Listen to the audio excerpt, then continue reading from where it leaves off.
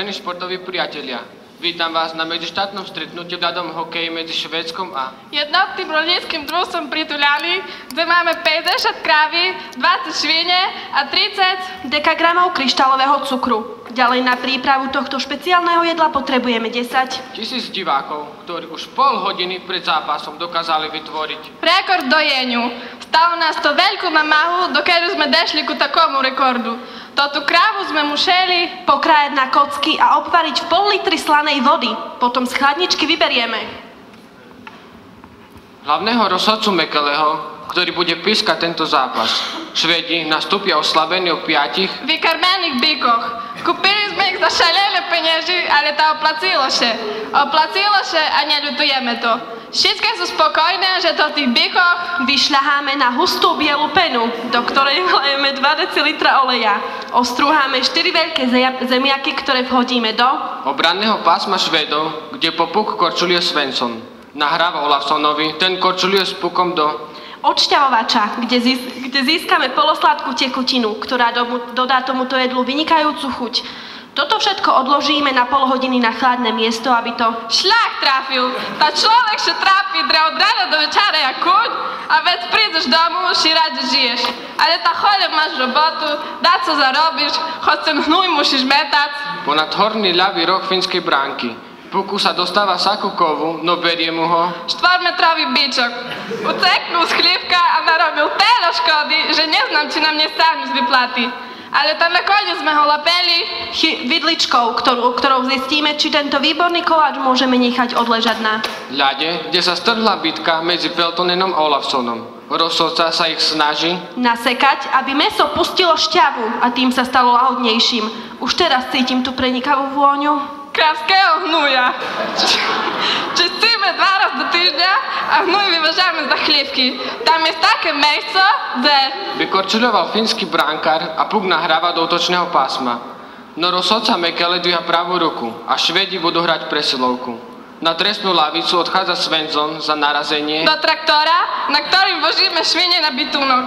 A keď on nás tam jesť, tá ja, Joško, Féry, maslo, petržlen, cibuľa. Tým, ktorí to majú radšej pikantnejšie, odporúčam kari korenie alebo čierne korenie. Chuť tohto jedla závisí od švédskeho brankára, ktorý neudržal puk v lapačke po delovke Neumenena a Selene, doklepol puk do poloprázdnej bránky. A Fíni vedú 1-0 a sú pri chuti. Ak to niekomu nechutí, nech si dochutí podľa vlastnej príchute.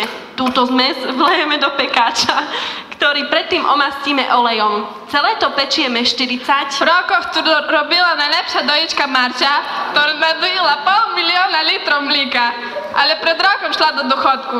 A nedávno dostala za to svoju robotu medailu z majstrovstiev sveta v Helsinkách. No pozor na Švédov, ktorí sa nepodávajú a teraz pritlačili Finov do ich obranného pásma, no zatiaľ ešte nevystrelili na fínsku bránu. Puk im však berie Jaro Kuri i Kuri, blorele, že by sme mali mesa pre sebe alebo to na predaj. Však znáte, jak to dneška s kurami. Žeru jak šaleve a sama koza z kura.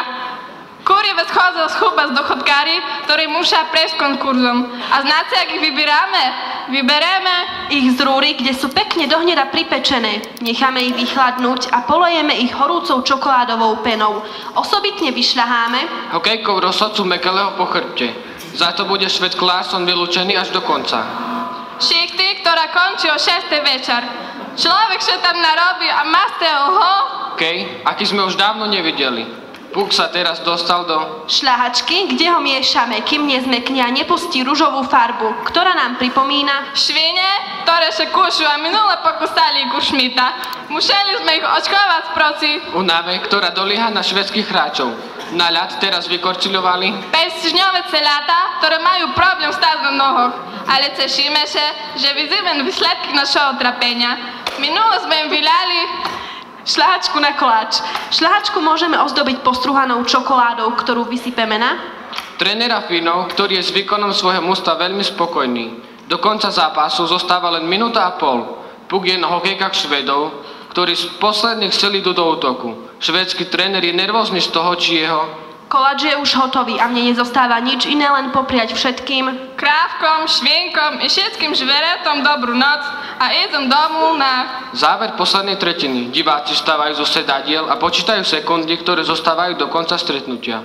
Ale už sa asi nič nestane, lebo Švédi stratili puk a musia sa vrátiť do... Do našeho chlívka po patre, či praše požrelo, co mi mu ráno dal.